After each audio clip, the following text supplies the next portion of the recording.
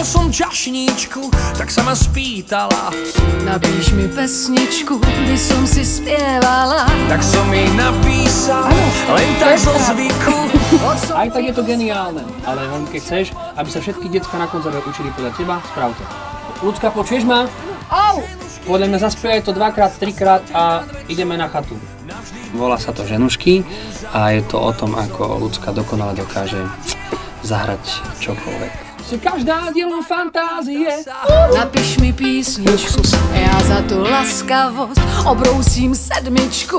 Brúsila hodinu, už Je to o mužích. Tá písnička Ženušky.